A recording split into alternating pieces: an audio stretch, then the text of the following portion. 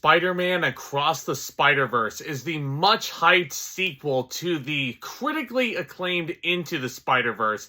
So much so that it actually garnered the Academy Award back in 2018 for Best Animated Feature, something unheard of for a comic book movie. Miles Morales and Spider-Gwen are back on a great-looking adventure here. And man, like, we've got something to talk about here. So after a fun reunion with Gwen Stacy, Miles Morales is catapulted across the multiverse. This is where he encounters a team of spider people charged with protecting its very existence. And since the events of Into the Spider-Verse, Miles has been looking forward to reuniting with all these fellow spider people because it really feels like he belongs. And I think for the purposes of this being a spoiler-free video, that's as deep as I'm going to get into in regards to story, because let's face it, if you've seen the trailer for this movie, if you loved Into the Spider-Verse like I did, you should just go to the theater and see it. Because there's a lot of movies in our lifetime that will come along and show you why we love going to the movie theater. Finding Nemo did that for me 20 years ago at a very young age, and lots of movies have come along since that time. Avengers Infinity War was another one. Really reminded me why I love going to the cinema. But you know what I mean? It just feels like there's a lot of movies that come along that really change the game in terms of its genre. And Across the Spider-Verse, I really feel like is a humongous game changer for animation.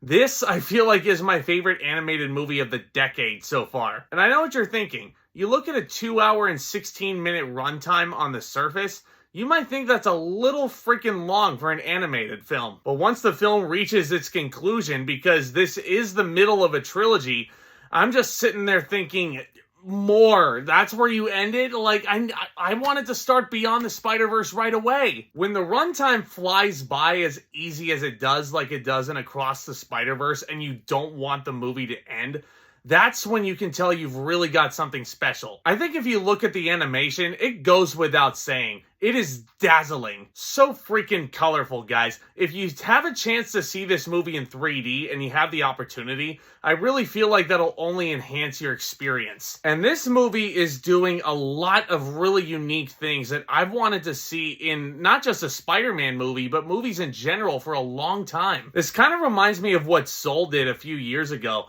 Every single facet of the multiverse is different, right? So that's got to mean that every little tweak and every little facet of this multiverse, the animation style, any section of the multiverse you go into, the style will be different. And I really got to applaud the artists for going balls out on these designs. This was just so freaking amazing to look at.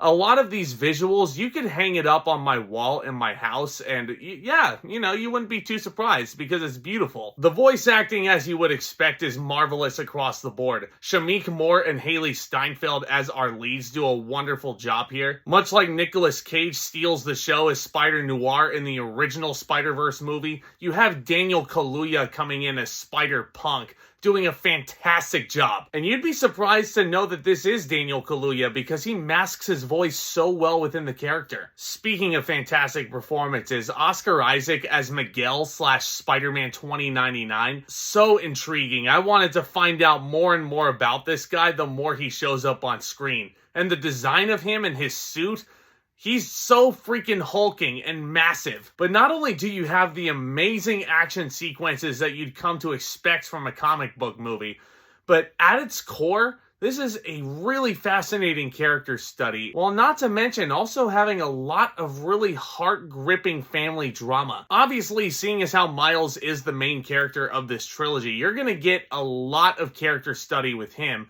why he is Spider-Man. I don't want to get too deep into spoilers, obviously, but his whole revelation towards the end of this movie is absolutely heartbreaking. Speaking of heartbreaking, I also really appreciated the backstory that these filmmakers gave to Gwen Stacy, because she has to fight against the norms as well. In Spider-Man lore, Gwen Stacy usually doesn't work out in the best way. She usually finds her father dead, or she herself winds up dead after breaking her back. And that's another thing, guys. I feel like similar to Spider-Man No Way Home, which, again, I don't know. I don't know if I can rank all my Spider-Man movies right now. That might be another video for down the line.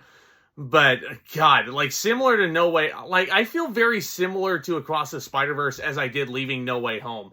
as a big fan of Spider-Man that I am, and as big of a Spider-Man fan as I was growing up, like, this made me feel like a kid again. And I think for hardcore Spider-Man fans, they will really appreciate all the clever Easter eggs and all the clever comedy and the homages to the past. Again, this might be a topic for a spoiler video down the line, but it's absolutely jaw-dropping what they do. Thankfully, they don't rely too much on the cameos, and it's just pretty much icing on the cake. And seeing as how this is an animated movie, it's set in the multiverse, you're gonna get like a million Spider-Men. With all due respect, this is something that the MCU probably could not pull off. Animation, it's a little bit easier to convey that idea, but they not only make it look easy, they make it look revolutionary. And there's not a lot of movies out there that I can sit here and call revolutionary, guys.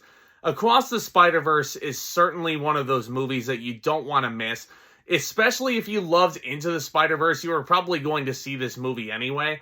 But you are just going to sit there in awe and your jaw is going to be on the floor for a majority of this runtime. And best of all, as any good sequel should do, that is going to be followed up by another one. It's going to leave you wanting to see more. Not only that, better yet, it's going to leave you clamoring for more. Because I sure am. I'm going to give Spider-Man Across the Spider-Verse an A+. Yeah, my 2 perfect grades this year both went to comic book movies.